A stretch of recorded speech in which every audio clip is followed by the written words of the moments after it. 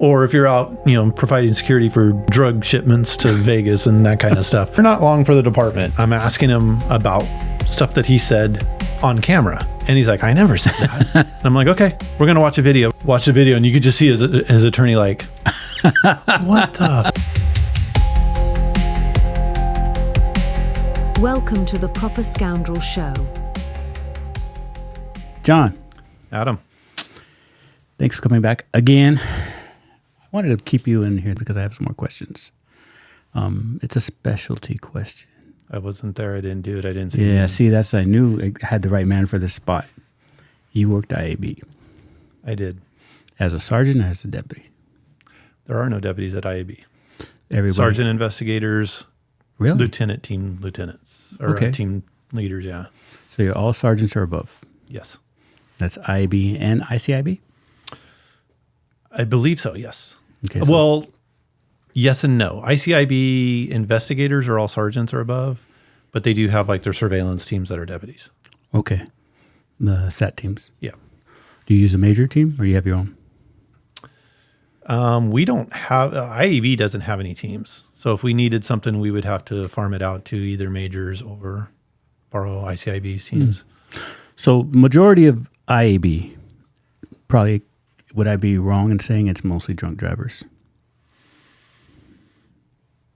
Yes and no. I mean, like the first time I was here, I think IAB cases probably they're the most, other than like a force or shootings, like actually where deputies did something wrong. Yeah. The highest number is probably DUIs, but I would say force is probably the majority of what you do. So force is still IAB until it's considered criminal. Wrong? Right. Well, force just, in the policy, if there's broken bones or if there's a visible head injury, it's an automatic IAB handle. So that's just written into the policy. And then if it's a shooting, IAB is going to do an internal investigation. But if it's a hit shooting, everything gets presented to the DA to make sure that it was a righteous, investigation. Well, not that it was a righteous investigation, but homicide does their investigation and presents it to the DA, and then the DA deems that it was, self-defense or in defense of another and that kind of a thing. So. Okay, so let's just say let's just say drunk driving. Deputy goes to a Dodger game, gets drunk, gets pulled over, gets taken to jail by the CHP. So who's going to notify you? CHP would notify the sheriff's department that they got one of our guys and took him to jail. Yeah, generally speaking, they're going to notify the department. The department. Would they go roll out to the station where he's being held, or would they just wait for the guy to come home and go to work the next day and then come back? Or as far as IAB, yeah, no, because we wouldn't even be privy to it until, the whatever unit they're working at is going to collect all the information and then send it to IAB. Because while stations all, they're busy, they're doing their own thing. And most of their investigations are either going to be done by a sergeant or a watch commander, a lieutenant. And they all have their own duties that they have to do anyway. So in a criminal case, it would get shipped to IAB for them to monitor the case. And so every time, you would have it in your calendar, every time this deputy or employee has a court date, you wouldn't go to the court necessarily, but you would go into their portal. We have access to stuff more that civilians don't have. And we would go into their portal and extract certain information. And until that case is adjudicated, that's what we would, go in, extract whatever information is, update their case. Monitor it, like you said. Yeah, and we're just monitoring the proceedings. And then when the case is adjudicated, that case is then sent back to the unit of assignment. For discipline or not? Well, it's going to be discipline. But, the only thing is if it's, they have a previous one and it's going to be a 15 days determination, then it could come back to IAB to handle conclusion. And now double tap is termination, so you're going to get fired. does it matter how bad or how high his alcohol rate is, or are they a matrix? Drunk driving is drunk driving. No property only, or just a traffic stop. Is it like everyone gets the same? If it's just a straight DUI, it doesn't matter if I'm a 0.08 or a. So they don't worry about the blood alcohol. There's no blood in my blood. It's all alcohol. It doesn't matter. I didn't personally see any of them where maybe someone was involved in an accident, kind of a thing where there's injuries. Yeah. Well, I take that back. There was one, but the deputy was the one that was injured. So okay, but it's still an injury. It was an injury, but it's considered an injury. But we don't. I mean, we at the time we didn't even know if he was going to live. Oh, geez. when I first got the case. So I mean, it was bad. Yeah. And I left before that was ever completely adjudicated. So I don't even know what happened on it. But that would be a potentially different. It might throw it into a different matrix, kind of. Yeah. Where there might be more to it. Well, I was just wondering because I know there's different levels of being drunk. There is. I was wondering if somebody was like smashed and passed out at the steering wheel, and would he get more disciplined than a person who just barely? I don't think. In my experience, the level of intoxication doesn't matter. It's what the deputy does.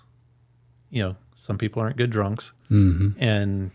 So if you're a good drunk and you start getting chippy, you take your licks, you're okay. If you start to act like a knucklehead, you're like, I'm sorry, whatever. Yeah. And it doesn't matter. Like I said, if there's no blood in your blood, it's just all alcohol. As long as you're not an a-hole, you'll be I don't think it matters. It's just kind of what's going to add on to it is how you act afterwards. You're incorrigible. You're acting like a knucklehead. They're going to give you a little more because you're making us look bad, worse. Then you get the conduct. Well, you start throwing in other conduct violation, policy violations. So. Well, I just wondered that. Well, I had an actual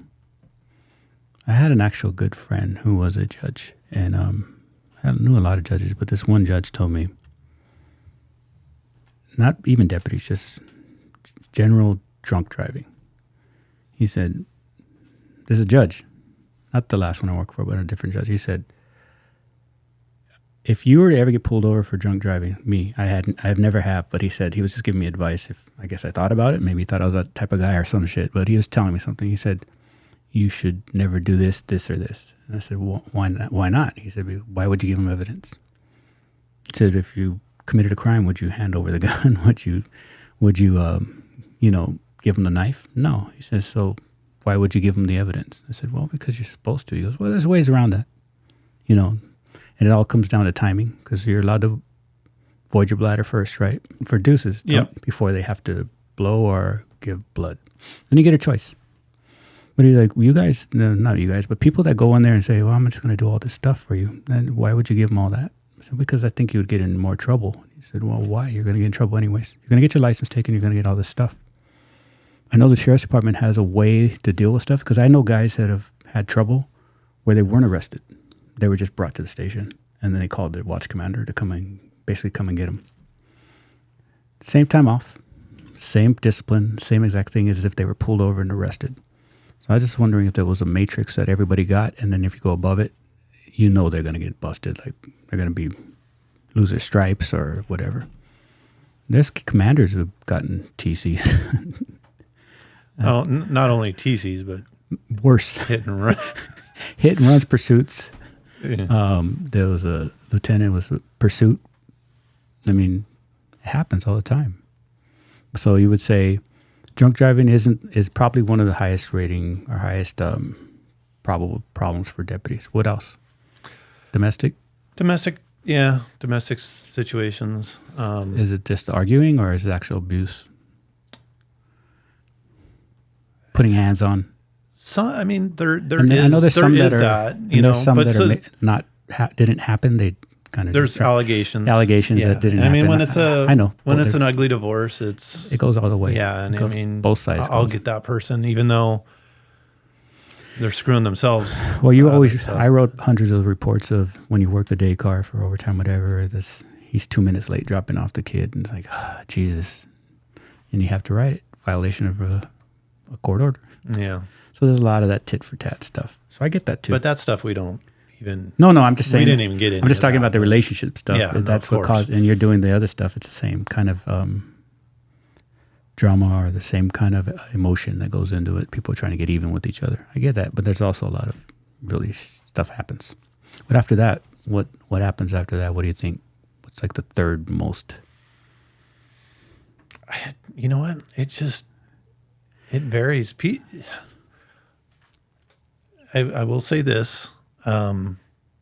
People just do stupid stuff. Well, it's different in every level, know, right? The jails, you get force, probably mostly force. I would say you probably have other stuff, the other stuff too, but you probably get more stuff in the jail for force. So, and then when you go to patrol, it's maybe force and the deuces and the spouses. But special units, probably just the drunk drivings, maybe. Yeah, specialized units. We didn't get a. Well, you're older, and Yeah, you're kind of just an old dumber. crusty. But I mean, like we had one, and I felt really bad for the guy, but it was his second deuce. Oh shit! And they had changed the policy. So it was double tap, you're gone. Yeah. But in this particular incident, the guy, he was on vacation with his family, and he had one drink. No. But he had been put on medicine by his doctor, Oh.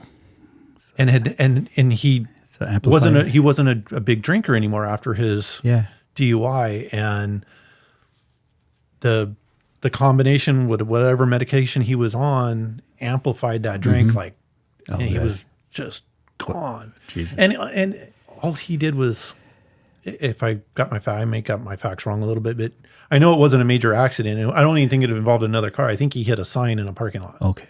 Like a drive-through, like hit the ordering sign or whatever. And he's like, I had one, but he had everything to prove it. Yeah. He had the server No. vouched for him. He had the receipt. He had everything. I had one drink. And his blood alcohol was like barely there. And I think They got him because the label says so. I think they cut him a break on that one. Okay. I think they made some double secret probation, exception for that. Yeah. Because he wasn't drunk. Yeah. It was just, he was under the influence, but that medicine that he wasn't. I thought they were going familiar to with. say they got him for not reading the label on the medicine that says don't drink. No, with it. He probably got 30 days, but yeah. I don't think he got fired for that one. well, I'm not 100% sure, but I don't think he got fired. Well, hopefully he didn't, because that's a mistake a lot of people can make. Yeah, It happens. It's not a hard one to make. No. Especially in like that case where you're on a new medicine and you haven't had anything to drink with it. It's easy to do. So what do you think? What do you think is the motivation for people to go to IA? What should it be, and what do you think it really is? Because the stigma of being at IA. Nobody wants to talk to you. Nobody wants to sit and have. I'm just kidding. Yeah, it's not untrue. People are very, very reluctant to share with somebody from IA. They might be your friend because whatever, but I'm saying they're not going to say a lot of things that cops say because we talk a lot of crap. What would be a motivation to take that on? Like, I want to go to IA. I know that I've heard people, because I've had IA here before. Terrence Smith was IA. So a lot of them say, well, I want to be the guy who's not an advocate, but fair. Because maybe a lot of people think IA is kind of biased, that they want to screw over everybody. I can be neutral and I can find the facts, give them the facts, and be over. Instead of trying to, I guess they're going to do the job and not overdo the job. They're confident that would be a good person for a deputy to have us as a caseload manager. Well, there was the thing that made me happy. I think the first time I was here, I started to talk about it, and then I think I went down a different direction. But the one thing that I was happy to see, or one of the things I was happy to see, is no one was there to get a deputy. That wasn't the case. I remember when I was a deputy, I always remember thank God the freaking IA detectives are horrible investigators, but that's not the case. It's just, because your mindset is they're out to get me. And thank God they, but the reality is you're looking at it and you're like, this guy didn't do anything wrong, Yeah. And you can read when you first read that thing, Yeah. you're looking at it and you're like, well, this guy screwed up. Yeah. Or what the fuck? Or, they didn't do anything wrong. Yeah. And there's a very few that sometimes you're like, there's no way. Yeah. And then, but they did. Yeah. But that's kind of the exception. It's like you kind of know going in whether they screwed up or not. Yeah. It's just a matter of whether or not you're going to have enough for them to make a full determination on it. Mm-hmm. But there was no one out there like, yeah, I'm gonna burn some deputies. I think the bigger motivation is a lot of people, a lot of units, kind of like if you went to training or something, you have that tag and everyone's like, ooh, I want that guy because they know the policy. They know these things because they've taught it. Yeah. IA knows the policies because they've done these investigations. Yes. And unfortunately for the people that do promote, they get promoted and then they force them to do the unit investigations. Yeah. Oh, you've done a bunch of these. Here, you do this. Yeah. Because that's why I promoted so I didn't have to do anymore. But my experience is, it's not. I've never met. They're there, I'm sure, but I've never met a IA or ICIB or whatever investigation. A person doing investigation on the same person that was out to get deputies. Like I know that guy's he's IA and he really loves to do deputies. I never met that person. I know a lot of IA guys because you have to come from somewhere. We all work the jails. We work patrol. What I see the problem is, correct me if I'm wrong, is when it becomes political or something that could be looked back, the department can look bad for, the brass gets involved and they start pushing the narrative. They'll start pushing the narrative for the investigator to like pressure to find more or do more because they can't go back to their boss and say, he's innocent. Well, if that boss is the type of person who wants to pound that deputy, it's going to go downhill and it's going to end up on your shoulders. And then you got to make that decision. Am I going to be ethical? Am I going to stick with my morals or am I going to bend? Because this person says I have to find more. I don't know if you remember when I was here the first time. Yeah. And I was asked to come over. Yeah. And I talked to the captain that was asking me to come over. And you told him what your requirements were. And I told her, I said, if someone calls me and tells me they're not happy with my investigation and they want this result, I'm not doing that. Yeah. But that's you. That's your personality though, John. But, that's you. Right. But she basically told me I would never ask anybody to do that. That's unethical. Did I get phone calls? Absolutely. Okay. And I would basically, thank you for the information, but this is a standalone case. Mm-hmm. Do with it what you want. Yeah. If you want to tie it to, this guy's a knothead because he's got these other cases, but you haven't done anything with him or her. Yeah. That's on you. You can put it together if you want. This case is the only thing that I'm concerned about. Okay. Let me give you a hypothetical then.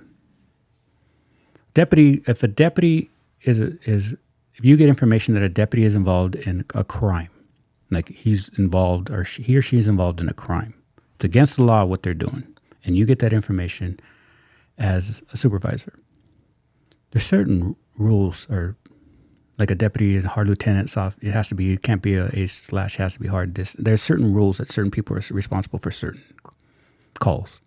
Like has to be a hard lieutenant if it's a deputy and it's criminal right off the bat.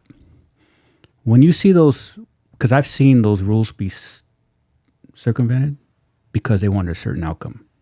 Like all of a sudden, the hard lieutenants moved, the acting sergeants moved in, and the hard lieutenant came from IAB and was told to step aside while they put in a acting lieutenant, and then they moved a A/ in, and I saw it. I watched it happen. They're all trying to manipulate, but it's not to do a deputy; it's to save a deputy who's done something really bad. I've seen that side of it. So what I'm trying to say is, how do you stop that? Because that's a force that most field deputies can't fight, because all those pawns being moved they're way higher on the food chain than I am. Well, How does a deputy say, I feel like I'm being railroaded, or what I said or what's happening is being hidden? Who do they talk to? Who do they say to? Do they go to IB? Do they go to their supervisor? Now, knowing what information I have now, if they were accusing me of something and saying that this is where this is going, like, you start moving people out of the way because they're going to do the right thing. Exactly. And bringing people in. You see it happening. Because we all know. They're going to toe the line that they, Yes. IAB. I would come in with everything I had, and I would sit down with IAB, and I would probably get an attorney. Or ALADs, you get ALADs involved and have them assign you an attorney or go get a private attorney. And, I would, like anything, document. Of course. Everything. Of course. Because if you come in with the receipts, it's hard to fight that. But yeah, I mean, I didn't see any of that. Mm-hmm. I would see kind of, like you said, more of the flip side of it, where they're trying to, they like this guy and they're trying to jockey to save this guy's. They're afraid the job or whatever. But depending on what happened and how it's kind of framed, if it's whatever the situation is, it's probably going to come out in the investigation. Well, as long as the investigators able to get that information. Yes. I mean, if they start destroying documents and stuff, well, then you're talking a whole different level of scandal. But losing computers, losing cell phones, it happens. The unit I worked at for 12 years. I was in the room for all kinds of shit, all of it, and I never did anything illegal, and I never saw anything illegal, but I saw a lot of manipulation, and I was never part of it. I always kept my team out of it. But you could see there's an issue with that, and I think a deputy has to look at it like, you can't give everything. You can't trust anyone. I'm sorry, you just can't, because there's always somebody above the person you're talking to pulling the strings, and if that person pulling the string isn't a good person,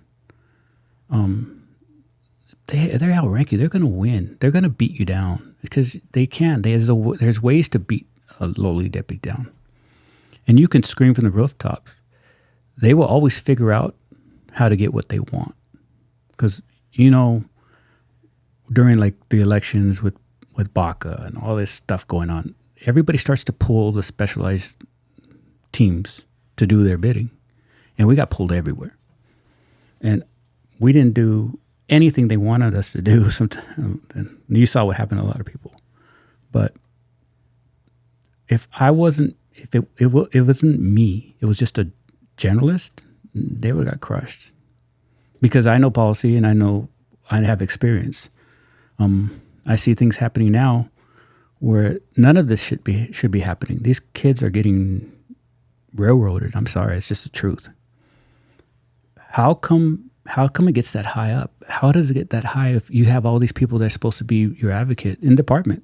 It should have never, because policy is this. It's very easy to look at force. It's very easy. It's written a million places. What we're allowed to do and what we're not allowed to do. Well, so how does it get bent? How does that get bent? If you look at where we're at in the world, in society, it's you have waves, pro-police, anti-police, that kind of stuff. We laughed about earlier. How can that be something? Why that? It's so well. You got to look at the top, and he's a political beast. And if you don't have someone, I started like you started. Block was our sheriff. Yeah, you didn't mess with Sherman Block. Never. If politics came into it, he had dirt on everybody, and would shut that down. Yeah, he ran his department the way he wanted to run his department. Mm-hmm. Nowadays, they're not as experienced. They don't have... The sheriff's department has a chief. And he was hired by the Board of Supervisors. I know that's not the way it is, but I'm telling you, that's the structure. Well, that's what's happening. Yeah, them along with, someone that I won't say the name, but has a lot of money and dumped all the money and dumped a lot of money for him, and he's in there, which whatever. I mean, he's elected. People can elect whoever they want, but he's a political beast, and there's situations where he's not willing to stand up and say the deputies didn't do anything wrong, and this is why, and shut it down, because then he's gonna get yelled at, and he doesn't want that. So, but it's so like easy. the Trevor Kirk thing, where it's like, I'm going to hand this over to the FBI, and then the FBI can either tell people that they didn't do anything wrong, or if he did do something wrong, or they can manipulate it to make it look like he did something wrong, then that's on them. And I'm not the bad guy. I can step back and just like, I don't know what happened. I mean, that's how things. But it must frustrate you as an ex-IA. It must really bother you to watch it. Oh, absolutely. As a deputy, it bothers me to watch it. Now, yeah, me too, of course. But your specialty was internal affairs. You see more than I see. You know the process. It must really bother guys that did the job right to see it being done wrong. Well, that's even beyond internal affairs. Yeah. But internal affairs didn't even get a chance to really there had to be a preliminary investigation, and it had to be written in a certain way where there was flexibility to go the way it's going. Because if I'm not going to blame people, but if something would have been written to concretely say, this is the facts and this is what happened, I put my name on it, the Sheriff's Department is in policy, it's really hard to take that and destroy it, because you're using policy training. And you can talk about it, but it's never going to hurt it. Because, and here's the thing too, though. I mean, not only there's policy and all that, but you're like internal affairs, there's levels of force. Like I was saying, like if there's a visible head injury or broken bones, whatever. I mean, unless I'm missing something and I haven't seen the reports or anything, I don't think anything he even did would even have risen to the level of an IAB handling that force. No. That was a station level handle. No. From what I know, and I don't know everything either, it's that's why I keep saying that. I mean, we know things go bad all the time. That could be more in that area that you could look at it second, third time. I was shocked. I said, what a low bar. If that's what you're going to go all the way down there and mess with this guy. Well, again, it wasn't what happened. It was that the news got a hold of it. Yeah. And then social media gets a hold of it. And then everybody's up there yelling and screaming, and he doesn't want to be the one that they're yelling and screaming at. So, but it used to be King's X. But here's the issue to what you're saying is this stuff coming downhill is he's a political figure. So if he gets in that position where now he doesn't get reelected, everybody below him is appointed by him. Yeah. Put in place by him. Yeah. So their careers everybody relies on on the job are on the line as well. So even though they're not political beasts, so to speak, they're not elected officials. If he goes, a lot of them are going to go as well. And so they're out there doing the bidding of whoever's in charge. I'm going to say what my dad would, just be a fucking man. Just be a man. I'm sorry. And if you're a woman, just be a woman. Be strong. Be a leader. It's just be a freaking man. You know it's wrong. Fix it. I said it on the show the last time. You need to run for those offices like you're only doing one term.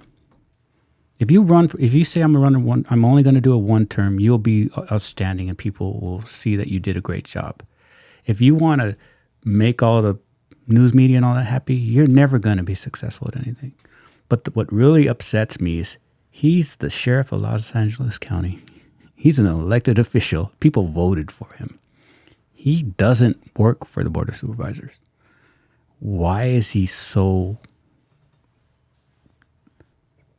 bent on helping or doing everything they say? They're politicians. They have nothing to do with law enforcement. He was a cop, so he understands what a cop needs to be doing every day. He knows how hard the job is. So for him to turn his back on his history and his training and say, You people in the suits over here, you know what's better, and I'm going to ruin this man's life because you people in the suits up in the ivory towers say so. Be a man and stand in front of it like Block would do and say, no. That's not happening. He did it right, or we're going to investigate it. Go have your little tea parties and shit. This man deserves to get his job back and do his job. He didn't do anything wrong. And if he violated policy, here's the matrix. He needs a day off, some retraining, whatever. But to destroy that man for these people who have no clue for what they're saying he did is ridiculous. You know, we read every day that deputies getting shootings, fights. I mean, there's all kinds of crazy shit. I was shocked. I said, what a waste of time. Well, yeah. I mean, there's a lot of opinions out there, and I have a lot of opinions on stuff. But say it. I think. Well, I mean, it's just. I think when you get to that level, I mean, obviously, he didn't even grow up in this department. He worked a totally different department. I know that. True, but I just think when they get to that point, it's about the power, the prestige, look at me, I've got all this on my collar. I don't know. No, you didn't no. I mean, I never wanted to be in that position. No, but to do what he's doing isn't excusable. Because I hold my partners as the same standard you would. My partners don't do stupid shit in front of me. I never watched as my partners did anything 10:30 and go, oh, that's fine. You can go beat that kid, or you can go do stupid illegal shit. I'm gonna sit here and watch. No, we have a standard. You took an oath, and you have a standard. The guy next to you should be in the same level as you. Why is the boss thinking he's above me? We're all the same. Why do you think you're better and you can get away with shit? You don't.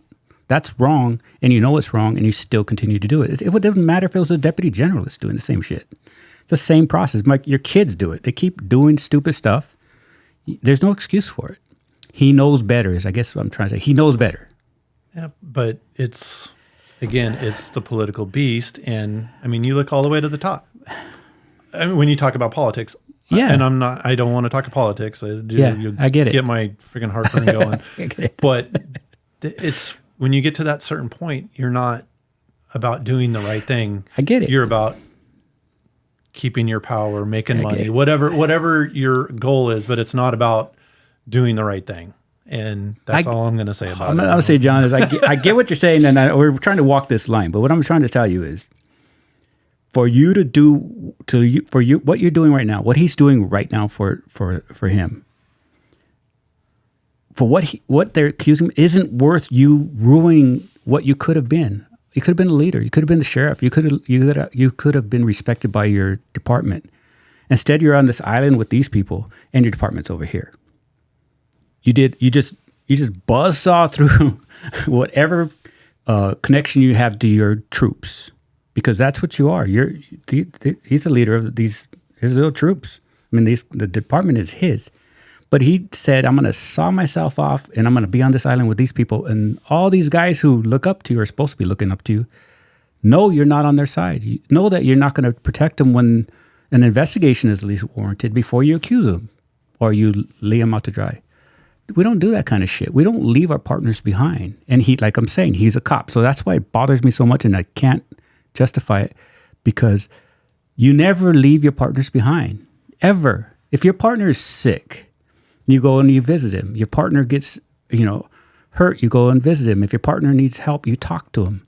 If someone's having trouble at work, you help them write a report. You help your partners. He knows that. He was a cop. He wore a badge.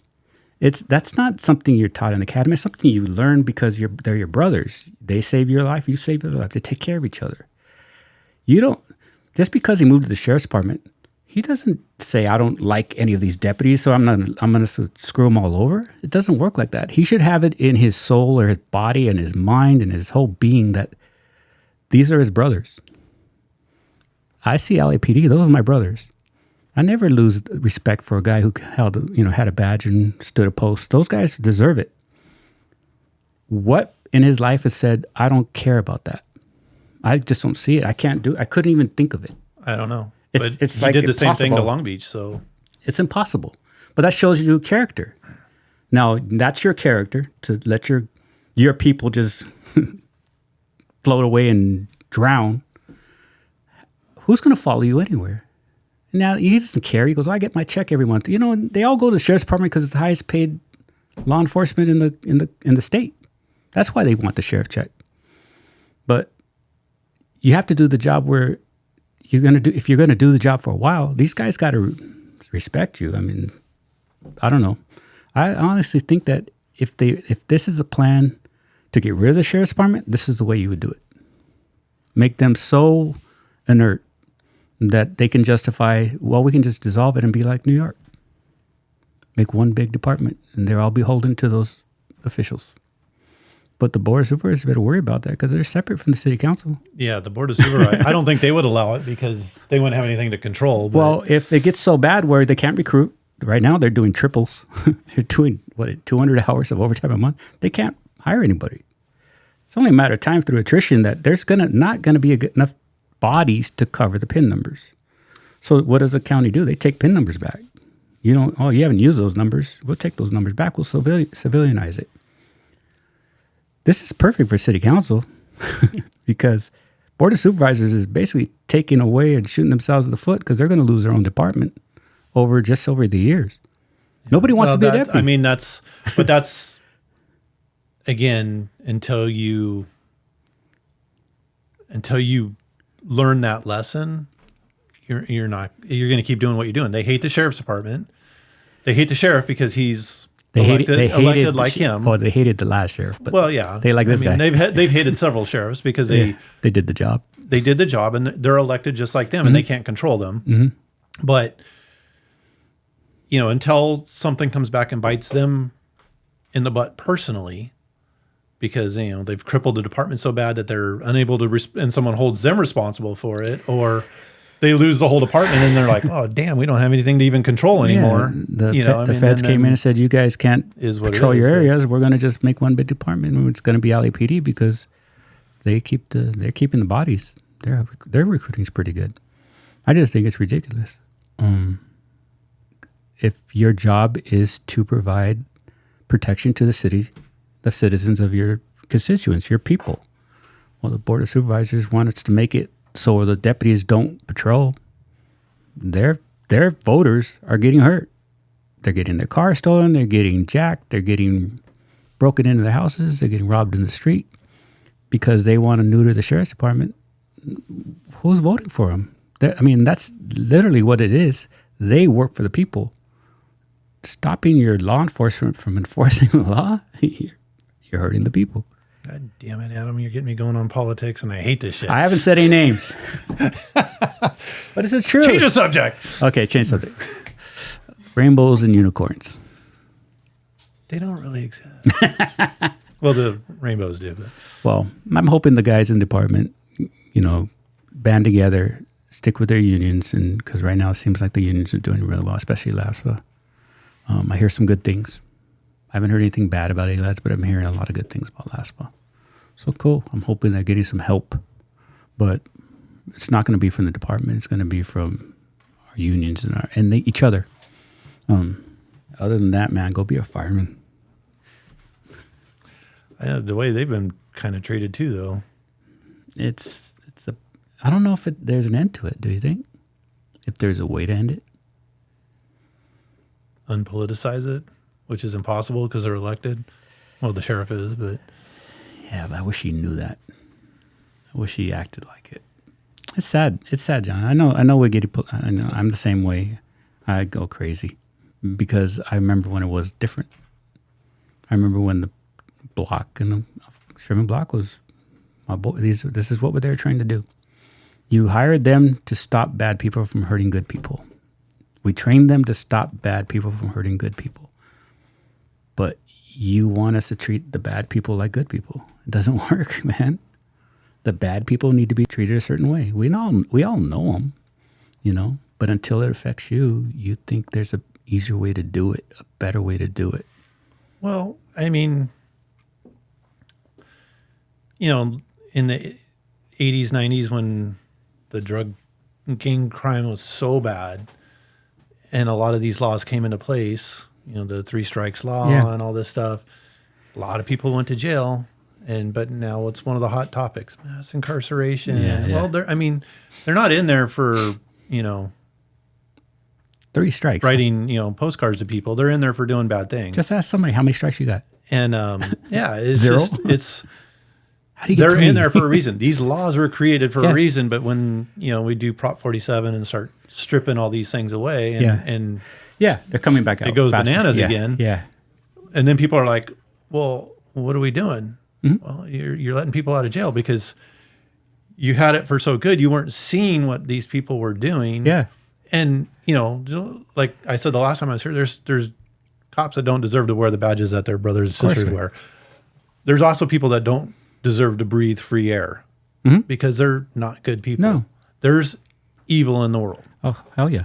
Some people don't see it. They don't want to see it. Well, I mean, I'm not going to go there. But they don't, they want you to treat them like they're a good person, and they're not. And, and then you have the governor who's creating crises, and how many people has he let out of prison? Yeah. Well, and now he wants to close more prisons because they're not overcrowded. Yeah. So now you got to close more prisons to move those in so that those prisons are overcrowded so we can release more people. I'll get better on you. Crime rate is down. Well, if you don't prosecute crime is going to go down. So that's fake. Well, you let everybody out of prison, you say there's the crime's not being committed. Same fake. It's fake. Well, okay. It's a lie. So you have Prop 47 and Prop 57 and all this stuff, right? And reduce all these crimes. Crime spiked for a short period of time, and then it came back down. And all the advocates are like, "See, it worked. Yep. It's not any worse." But what happened? You had all these companies like Costco, Target, some of the grocery stores. You stole a dime from them, they prosecuted. Yep. But now nothing's happening. That's what I'm saying. If you're not you taking can steal anybody to jail, $949 and nothing's going to happen to steal you. a car. Exactly. And it's misdemeanor, Yeah. which, nowadays misdemeanor, it's like you're in, you're out. It's no big deal. Nothing. It's not going to compound itself. No. And, they took 666 off the books, so there's no petty theft of the prior. Purposely so the crime rate looks like it's down when it's up. Well, but not only that, but what happened? Target stopped mandatory prosecution. It's like, why are we going to put ourselves in a situation where they won't even take it? What if our security uses force or our employees get hurt trying to stop this person? No. They're not going to prosecute them. And then now we're going to get sued because it's like, why are we doing this when this person's not even getting... So they stop prosecuting. So it's irritating. All these crimes that were on the books before, that crime's not there anymore. So it looks like the crime rate's down, but it's not. It's not. It's up. But because you're not prosecuting crimes, like we said, the stats are down, but it's not even a true thing. It's fake. I always tell people, what happens is everybody gets complacent and they get used to shit. Like I was born in Compton. I lived in the South Central LA. It was common for your car not to be in there in the morning when you woke up to go somewhere. It was common to come back from something and somebody had taken all your shit from your house. It was common for a relative to go to the liquor store and get jacked and get their wallet taken. It was common. It happened all the time. It happens all the time now. But I always tell people, that's your life. That's your place of living. That's your world. But if I took you by magic and put you in Simi Valley and gave you a little house on the corner with a picket fence with your family, within a month you would realize what you were living in isn't the norm. The norm is this over here. There is no crime. No one's going to steal your wallet. No one's going to break in. You can leave your doors open. Why is it okay or why is it acceptable that I have to live like this because no one's taking anyone to jail? But it turns out what it really means is your people that you're voting for don't give a shit about you because they could fix it. They could fix it in one day. I tell you right now, I'm going to say it right now. I'm going to get in all kinds of trouble, but I'm going to say it right now. You want to stop drug overdoses? You want to stop, people, a lot of people, what are we getting? Thousands of people dying from fentanyl overdoses. Increase the time, mandatory jail time for a drug dealer. No one's going to want to sell shit. Because if you really want to stop the drug epidemic, you start giving, you say, I don't want to target the people that are users because, poor poor babies are using drugs. They can't do anything else but use drugs all day. Whatever that argument is. You take away the supply, there is no more drug use. Just a fact. And the only way you can take away supply, you got to take away incentive. I can sell drugs all day long to these people, these poor people who are taking the drugs and overdosing. I can sell drugs to them all day long and I can make a lot of money. You go to Skid Row and there's everybody out there using drugs. Well, they're getting delivered. They're not making it. Someone's driving in there and selling it to them. You know how it was in gang unit. If there was a shooting, we would saturate it and it was over because we were present and we were taking people to jail. You guys, not you guys, but the people in these bad neighborhoods or the neighborhoods I grew up in, if they don't start demanding the same protection that the nicer neighborhoods have, I don't know what to tell them, man. They're going to lose family members. They're going to lose loved ones all the time. It's just ridiculous. I just don't think they understand that they could change it. They could. They could stop it tomorrow. If they stopped screaming about stupid stuff like what's going on with Kirk and start looking at who's really the bad guys. It's because that's the bad guys. Those are the bad guys. Those are the evil empire is the people that are allowing your kids and your loved ones to die from drug overdose or drug problems, and they could stop it. They could. And even the same thing with the 3 strikes law and the gang stuff. Drive-by shootings could stop. They stopped. I mean, they were shooting the shit out of the industry when I went there. Within a month, there was no shootings. Why? Because we wore the streets out. It works. So how many people were saved during that time? Like hundreds. Because they were shooting, dude, everybody's getting dusted. They're killing people every day in the industry. It works.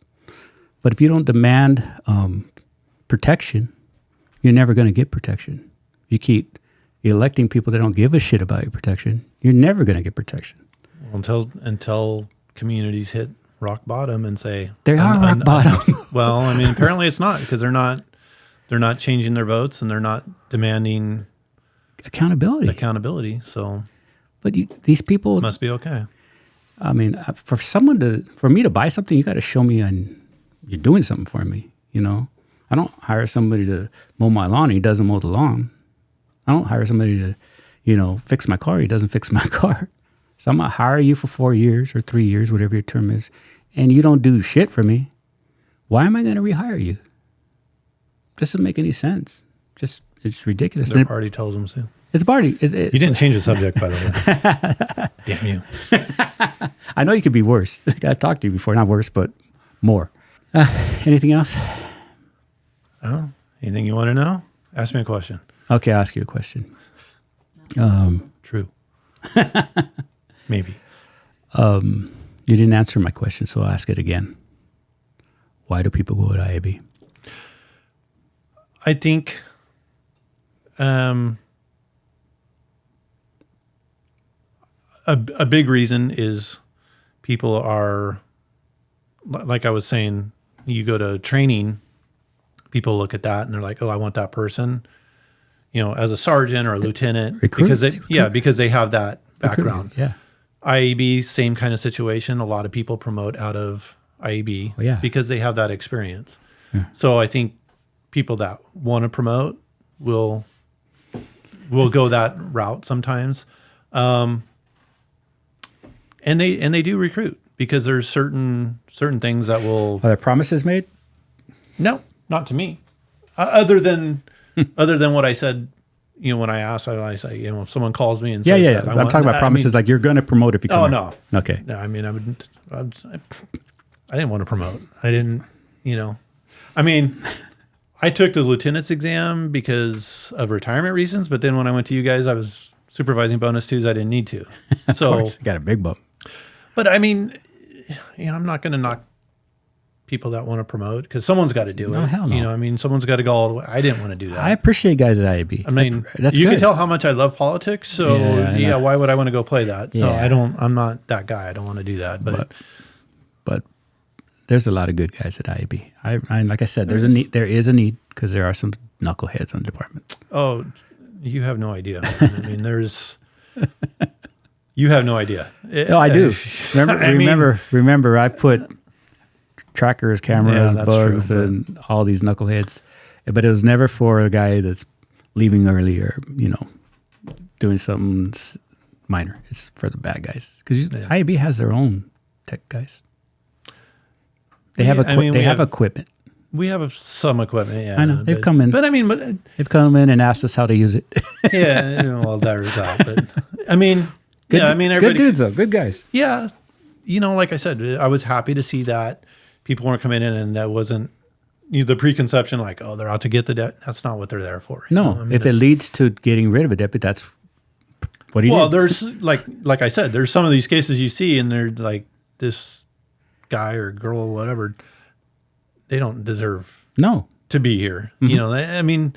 That's just the way it is. Again, we look who sometimes we're hiring. We've lowered standards, trying to, like you said, it's hard to recruit people now. Yeah. So you got to lower that bar a little bit, lower the bar a bit. Well, then, you're going to get what you get. So I remember thinking if you're that stupid to do something that stupid, you deserve to get in trouble. I'm sorry. No, and that's a lot of that.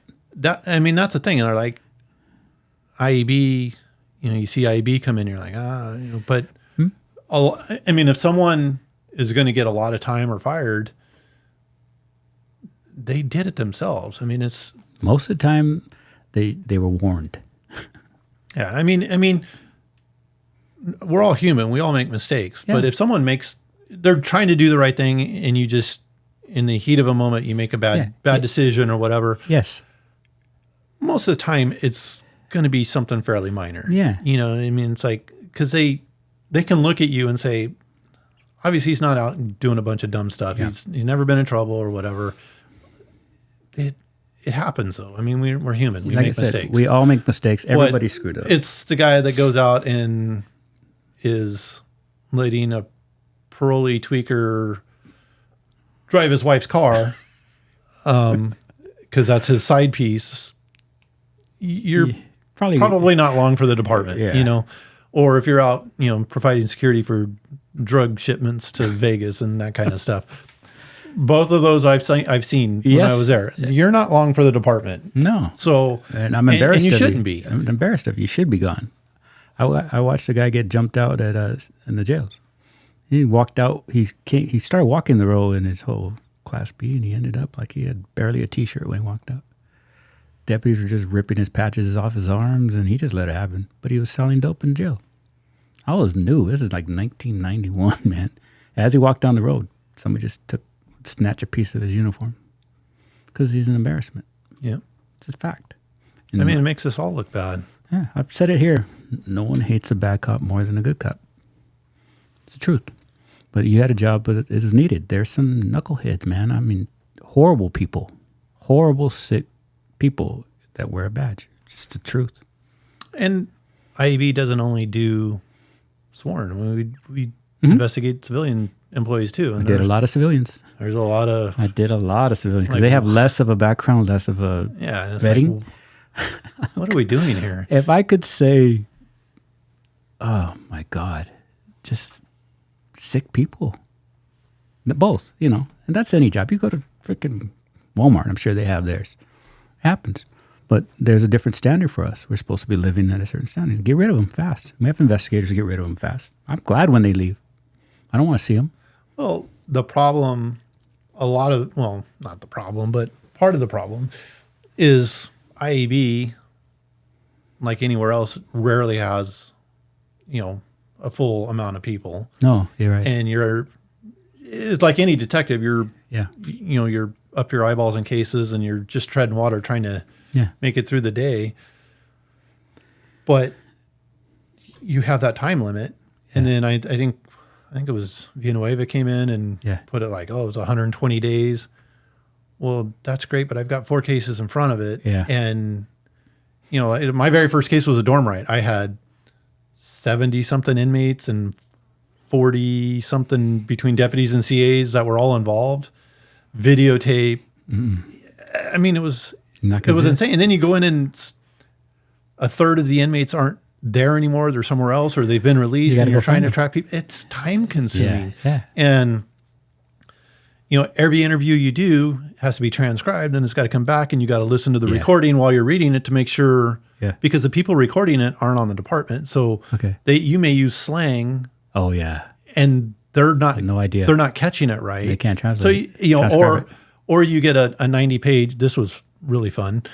You get a 90-page transcript, and halfway through they switch you and your partner's names. So every time you say something, they're putting your partner's name on there. It's like, oh, God damn it. So it's like you have to change your name and your partner's name. 500 times. Yeah. Well, law enforcement is mostly scenes. There are multiple witnesses.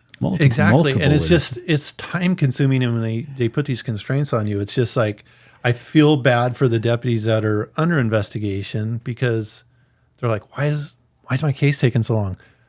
Because I haven't looked at it in 3 months because I've got 4 other cases ahead of it, and it's hard. It's true. You're like, this one's going to be fast. And then you get the specials. This is a sheriff special. It's priority. You got to get to the top of the stack. Boom. Or it's, for whatever reason, it's a late notice, and now all of a sudden, boom, that goes. And it's like, God, and everything just gets pushed down the row. I've said it here when I was at OSS. People would ask me all the time, why you work so late? I says, because I know tomorrow I'm getting 2 more. I don't want this one, because you get backlog. If you don't do a little bit, it just piles up. And you're always going to get backlog. It doesn't matter. But you try to do more. And I said, I can do a little. I can write this ops plan tonight, because tomorrow if I get a special, I'm not going to be able to do it. You got to. Your job is never one case a wonder. I'm done. Hey, I just got this one case. I can sit on it for a year. No, dude, you get slammed. Yeah. I'm caught up, said no detective ever.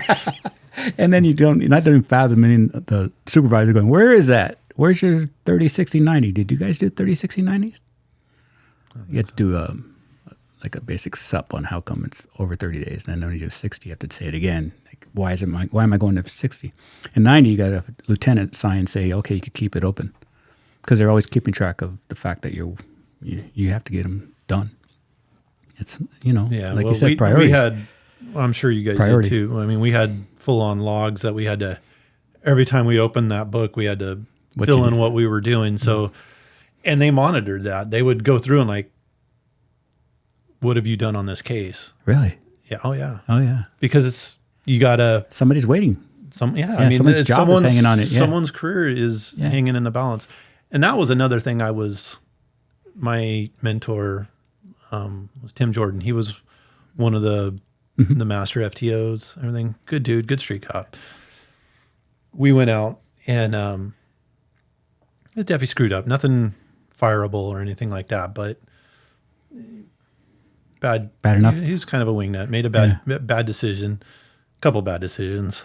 But that was one case, and now there was a second case, and they were trying to move him. Mm-hmm.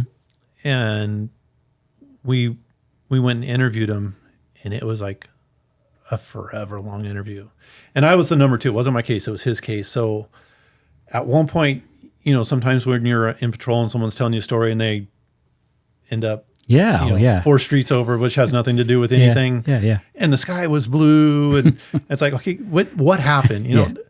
I was about to say that, but I'm like, maybe I shouldn't say it. Yeah. And he just kind of rattled on forever, and I was glad I didn't have to do that transcription. But anyway, afterwards, I was talking to Tim, and I'm like, hey man, I almost interjected, but I didn't. And he's like, no, I'm glad you didn't. I'm like, you were just letting him go. And he goes, yeah, you know what? He goes, this is his chance to defend himself. Mm-hmm. I'm going to let him say whatever he wants to say. Yeah, his side. It's his job on the line, not mine. Yeah. So if he has something to say, I'm going to let him say it. It may not have anything to do with it. It may not, but I'm going to let them say their piece. So. He can't say, no one asked me my side. Yeah. I was like, you know what? I actually like that. I'm going to let it happen. I'm glad to hear that, Yeah. So it's a style. Didn't want to have to listen to it, but I'm glad he let him do it, It's part of interviews take forever if you're really looking for something, hope for something. Yeah, some of those interviews are really long. Yeah, because these kids, they just lie and lie and lie. Like I said here before, I like lies because when I can prove your lie is a lie, it makes you look like shit in front of a jury. If you're not going to tell me you shot somebody, I want you to tell me you were with your girlfriend, you were watching the UFC fight. This actually happened. There was no UFC fight. Taco Bell was closed or whatever. So when they ask, what they ask you, what did he say? He said all this, and then the DA comes back and says, well, what happened? That's a lie. That was a lie. That was a lie. That was a lie. He doesn't even have to testify because I'm testifying to the interview. So he doesn't have to testify. So there's no impeachment. I'm impeaching him just by the interview. I want him to say it. So what's a juror saying? Why did he lie about all that stuff where he was? It's because he was out shooting somebody. So I loved lies. Deputies just get mad when, because, you sit in other people's interviews. I never did, but I never had anybody in mind what they would ask me. As soon as they start lying, they cut it off. You're lying, and walk out. No, fuck no, man. Let him talk. He's going to give you a story that you can prove is a lie. You get to bring it all out. And a smart person would say, there's no reason to lie. Why was he telling people stuff? And then if it's like his school teacher said he didn't show up to school that day, why the school teacher's not going to cover for him? It's actually a fact. He's lying. Where was he besides at school? Good stuff. I had a IA case, civilian. Met someone while they were in jail where he was working, liked him. These stories. Picked him up when he got out of jail. And then they were doing meth together. Yep. And then had some kind of medical issue, panic attack, something. Ends up in the ER. I think it was Chino or Pomona or some, it may have even been Ontario, I'm not sure. But one of these agencies shows up because they're like, I don't know what's wrong with this guy. Yeah. And so they've got a body cam. Oh, no. And here's this guy saying all kinds of just like nonsense. And so when it comes to the interview, I'm asking him about stuff that he said on camera. Okay. And he's like, I never said that. I never did that. I never said that. Yep. And I'm like, okay. And I went over every single thing. And then, I didn't say that. I didn't do that. Yeah. And I'm like, okay, we're going to watch a video. We're going to go off tape. We're going to watch a video. And I watched the video and you could just see his attorney like, what the fuck? Like there he is saying all of it, and word for word. And even the look on his face was like, he didn't, I don't know if he didn't realize the guy had he didn't remember, he didn't know the guy had a body cam or whatever, so it's just like. Using the words against him? Yeah. That's the best witness you can have. Yeah, he's not on the department.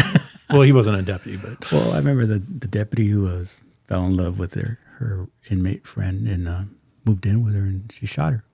Remember that? Shot her with her 92F. She worked the SBI at the time. Had a relationship with it while she was in jail. Moved in together after she got out of jail. Got into a spat, and she took her service weapon and killed her. Do you remember that one? I now that you're bringing it up, I do. I wouldn't have remembered it if you didn't tell me. But. Yeah, that happened. Happened a lot. I remember that stuff, and it's like, dude, they're inmates. Seeing the same inmates I'm seeing? They're inmates. You have the same image of an inmate who's been in the county for a while that I do. It's like, no, no, bro. Go to a bar, go to a club. That one dude that was up at NCCF that was driving that millionaire's car around. They called him a count. He was, he made friends. There weren't a couple, but he made friends with a guy that was in prison or in county for some embezzlement, but he was a millionaire. Deputy shows up to work in his, I don't know, it was a Rolls Royce or Maserati or something, and people start asking questions. There's a John Steele case right there. What would you have done? What do we always say about the criminals? So we don't catch the smart ones? Yeah. You get that on your desk, you go, dude, I can't help you, bro. Take your days, whatever. Hopefully you keep your job, There's some winners on the department. You know that. You know who they are. Shoot. I just tried, like I say, I keep saying here, I separated myself from the people I knew. I'm a pretty good judge of it. No, I don't got nothing to do with those guys because you can tell they're trouble. If you're one of those people that likes those kind of people, you're going to get in trouble with them. Deputies get in trouble in groups too.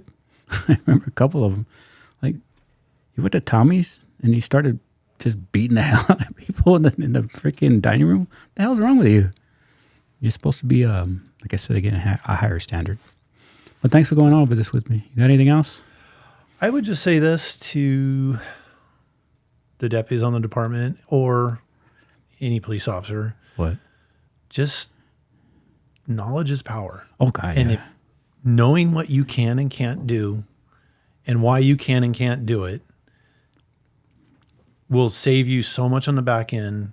Because even though, I mean, being investigated by internal affairs is concerning, it should be concerning because somebody saw something or thought they saw something that's worth investigating. Mm-hmm. But if you can come in and explain, this is what I did, and not make up facts, but you know, what actually, this is what I did, and this is why I did it. Yeah, you're gonna be fine. Yeah, you know, have a reason. And if you're out there doing the right thing, and if you make a mistake, but you're trying to do the right thing, that people know that. It usually works out. It usually works out. You're 100% right. It's like I always say, if you can write it and then put yourself outside your body and read it like somebody that's not you because you know the story, and say, yeah, I believe it, or I see it, you're good. You're good. You know, there's a million things you can do as a cop. Very flexible. It's very flexible if you can articulate the facts that put you into the situation where you can use certain. But too many people don't. You know, you go to patrol, you go through the academy, you do your stuff and preparing for patrol, you go through patrol school, you get your, like you said, your in-service training, which is mostly worthless. Yeah. A lot of people stop learning. Yeah. They don't. Well, listen to the old timers too, the guys who have experience. Well, there's that too. Yeah. I mean, every station's got that guy that's been there forever. Or sergeants. And really has good sergeants. just a full-on resource. That's the big problem is sergeants. Well, yeah, we talked about that before. Yeah. A good sergeant will help you get through that. But even cutting it off before it gets up, if you seeing know the problems, what you got to keep learning. You got to stay up to date on search and seizure and court cases and know why and caseloads. What you can do, but why you can do it as well. Yeah. And as long as you can articulate that, you're gold, man. Yeah, because you'll stay in that little circle, and then when you get out of it, you go, "Oh man, I think this is not going to be good," and you'll jump back into your circle. Because we talked in here about every you're improvising all day long, man. There's nothing. If you think you're going to do the same shit every time, it's wrong. You're stupid because you think you got it. I got this. I did this call before, and it takes a turn. You better be ready. Well, that's one of the most important things about this job is being able to be flexible and think on your feet because you're going to be told, you're rolling to this. And when you get there and you're like, it's nothing to do with it. Totally something completely different. Yeah.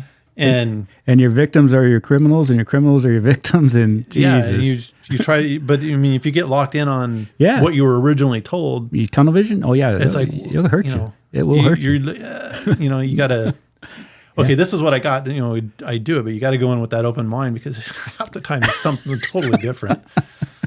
Most of the time it's something different because you're thinking the person making the call is saying whatever is going to help them, good and bad. But I like that you've straightened that out. But the young deputies, I feel bad for them because they got two hands tied behind their back right now. They have no leadership, nobody they can count on, and above them, and it must feel like a island, bro. I would never, now, in a million years. You got to attach yourself to that OG sergeant or deputy and just wait it out, suck information out of them. Yeah, hopefully this is the wave, and these guys figure out that they're shit at their job and they leave and someone good comes in. Not the climate. I don't think it's going to be easy to fix. They've kind of built this wall now that they're pretty fortified that they're going to keep doing this, just sticking somebody in there that will have nothing to do with law enforcement and all politics. So I feel bad for the guys. Fire department's hiring. Dude, I would be gone. I have, like I told you, I have a family friend on the department. They're so far in, they're going to have to wait it out. But it's sad because I can't fight.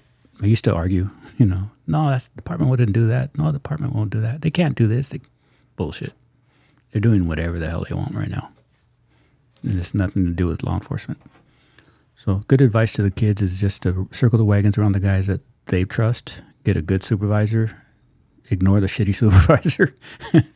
And they're lucky enough to have a good mentor. That's fantastic. We're very few and far between. I'm lucky because I always brag about my sergeants were outstanding. And if it wasn't for them, I'd have probably got fired a long time ago. But it wasn't like I was illegal, but they taught me. This is what we do and this is how we do it. Go out of that realm, you're screwed. You're not gonna keep your job. And guys lost their job a lot, dude. We had a lot of guys get fired. And most of it was personal stuff though, like family stuff. And the other thing is people hurting themselves.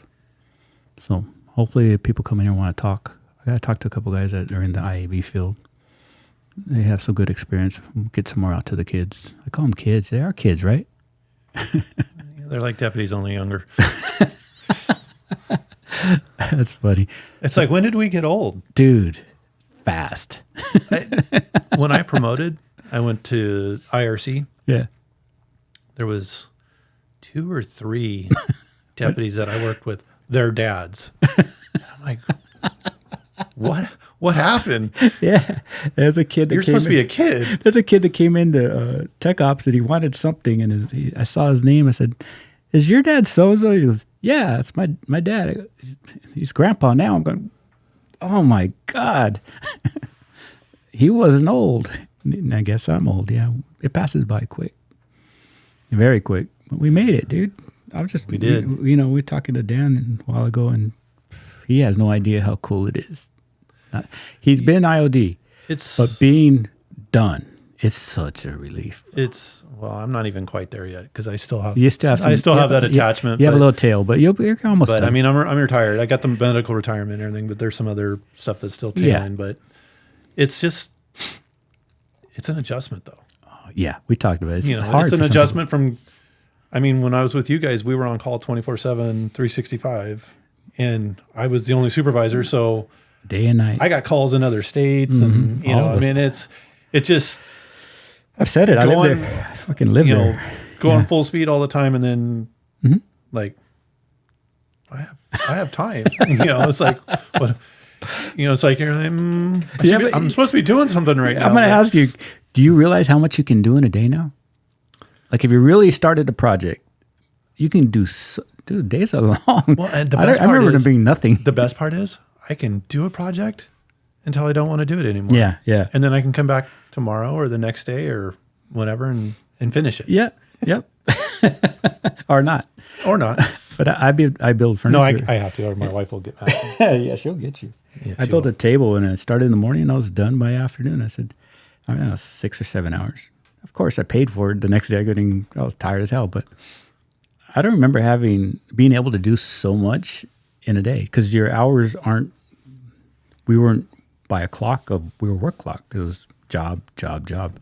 But being home, you can accomplish a lot if you really wanted to do it. Like I said, you don't have to. But damn, I could do a lot of stuff in a day. Yeah, pretty crazy.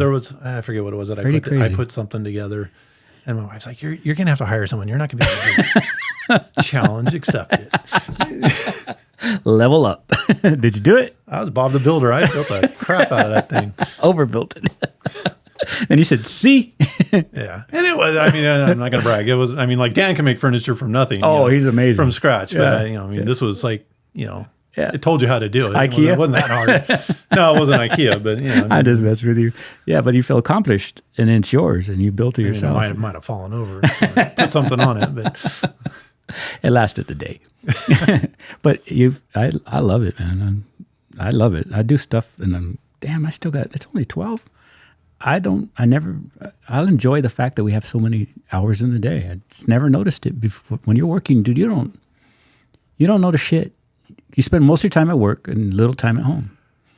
It's the truth. I spent more time with my workmates in home. Now it's opposite, and I'm getting a lot of shit done when I feel like it, but I do because I try to keep busy, But it's also, I feel like now that I'm not working, I don't know how I did it when I was working. Because you're working and, Yep. an 8 or a 10-hour shift is not an 8 or a 10-hour shift. You got drive time. Mm-hmm. Like you said, you're always staying late. Yep. There's something that's always going on. Uh-huh. And then you've got,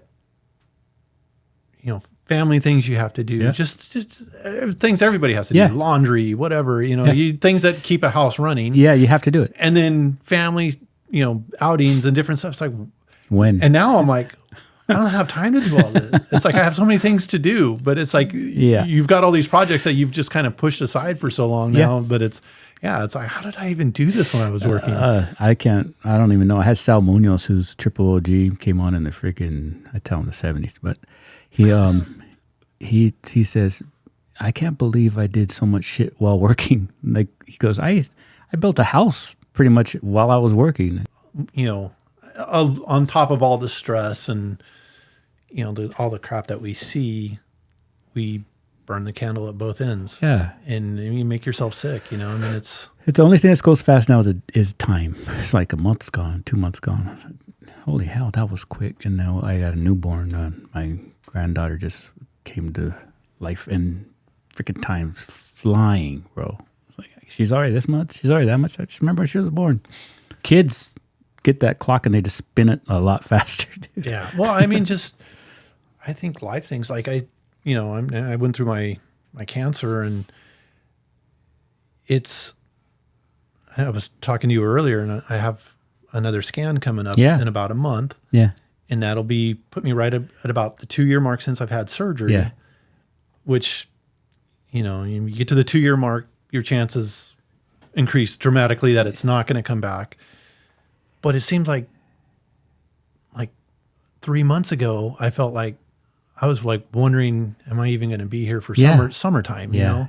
And now it's like, God, it's been 2 years. Yeah. This is 2 years I didn't even know I was going to see. Yeah. And it goes so fast. But it's like you probably look back and go, what did I do in those 2 years? Because I possibly couldn't have had. Well, there's that, and then there's also looking forward to, there's things that I want to do, and it's like, why didn't I start doing these things now? Yeah. And you get in a rush. But life happens, it's like, I got to go to, you got to enjoy it while it's going happening. out of state for my niece's wedding, and so you got to plan that, and just life happens. But it's like, at least now that you're retired, you have that time to live it and do those things. So it's good, but it goes fast. Oh yeah, and it's going to go faster, and I know we're getting to the age where it's going to be gone. Yeah. Well, none of us. We all live get long to that. after. We all get to that point, but the cops don't live long after retirement. It's just a fact, and you got to be aware of that. But I'm trying to be morbid, but it's true. In doing my research, the more you talk about stuff and we don't unpack stuff. The more you unpack, the healthier you are. Yes. Well, you have your family life. This is, tell me if I'm wrong, but I have my family life, which is, I'm the most blessed man on earth. And I think about, well, what could you do to change or be better? And I always thought that was all I needed. Seriously, I thought all I need is this, because they're amazing. But then when I get with the guys, I didn't ever realize I missed it until I get in the room with the guy, talking to the guys, or talking to them on the phone, or see them and go have dinner or whatever. And my family looks at me like a little kid because I'm just talking, laughing, joking, and that's not what I am at home. I'm probably the most quiet person at home, but I enjoy watching. I'm not unless they ask me a story, I don't really divulge. But when I get with the guys, it's like a little kid on the playground, man, because we know stupid stuff about each other, and it's freaking fun. It's like becoming a little younger, like going back to when you worked with them. It's crazy, but it's like a time warp. Yeah. Well, I mean, sitting here with you, and then, earlier I was sitting here with you and Dan, and we're talking about stuff, and it's like, I can tell a story, or Dan can tell a story where we're not really telling a story. Like, anybody else listening wouldn't have a freaking clue what we're talking about. But we'd bust up laughing because it's it automatically brings that memory back, and it's like, oh, remember that? Yep. And I get the guys in here, and then they call me later, and they go, oh man, I should have said this, and I go, come on back. And when they come back, because I've had repeats, I love repeats, because they're making up for they're getting rid of the stage fright, and then they're bringing back the stories. They say, I wanted to talk about other stuff. And they get here and they don't even talk about what they came here to talk about because the story goes whichever way. Because when you say stuff, I remember things. As I told Dan, I go, you don't need to come in here and say, I'm going to say certain things because the conversation will happen because of our experiences. But I have a blast just talking to the boys. And I'm trying to say is that if you think you have some things, you have all the answers. When you get with people that you care about, that you love and you respect, it's a different feeling internally. Like I know when I leave this room, I feel fulfilled almost. It's corny as hell. But I'm getting to talk to guys that I would never talk to. How many guys have you talked to since you retired that you would love to talk to? You don't. We kind of go our own ways, like you said, we compartmentalize. Well, and we all retire at different times. Yeah, so and we move all away. work together, but then, you retired. Yeah. And then, Dan and I still worked for another, year and a half. Yeah, and then everybody lives every different places. Dan just recently retired. I've been retired for 2 years. So it's like you're segmenting it out. And you live up here, I live down there. Yeah. But we put each other in the room and it's automatic. Norwalk, sitting in the office just talking shit. Or in the field somewhere and, hanging out.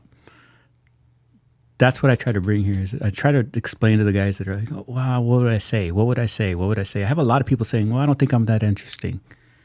You have no idea how much you want to talk. You have no idea how much you really, really want to get it off your chest, like you said. Coming in here, you're going to walk away. I swear, it sounds stupid, but it's therapeutic. Everybody that leaves calls me back, and I've had people that I thought wouldn't get much out of this call me and say, that was so cool. That was so cool. And then let's go get a drink. Let's go have dinner. Cool. The relationship is staying strong. And I hope the guys that see this understand that it's not about trying to puff our chest and talk about how great we were in the field. It's almost making fun of ourselves a lot of time. It was. I'm lucky I didn't. You're here. Yeah, I'm lucky I'm here. You're here. That's a blessing. You're here. Yeah, but I was such a, You're an introvert. You're a very quiet person. I'm not the most graceful person either sometimes. No. So. I know you respect. Your reputation is so far in front of you. People respect the shit out of John. So I got so much of people saying, oh, I know John, but in a great light. Without these type of things, without you getting yourself out there and memorializing it, you lose it, man. It just goes into the abyss. It's gone. It's gone. And you said it perfectly. A couple of months ago, you wouldn't be here. John Steele would have never been on this podcast. So fix it, man. Come on out and like you did, we're here. And if you want to go on a trip, go on a trip. Shit. I would do everything I could. I know that time's coming. I'm trying to do more. But, family comes first. Stuff happens. But I'm happy you came out. I'm happy you made it. I want to see you back. Even if we just have dinner at the families, let's do it. Let's do it. But don't lose track and keep fighting, man. I think you got your test when? 2 weeks? Probably 4. About 4 weeks. I'm not exactly sure, but I gotta look it up. But it's in the 4-week range. Well, I'm praying for you, bro. Let's do this again. Absolutely. And a lot more. A lot for years to come. Be old crusty fuckers in here drinking Ensure. So what, like in a week? that's a drinking Ensures and taking naps. We'll have a nap in the middle. Yeah. You can edit that out, right? Of course. All right, brother. Thanks again, man. Good Take care of you. yourself.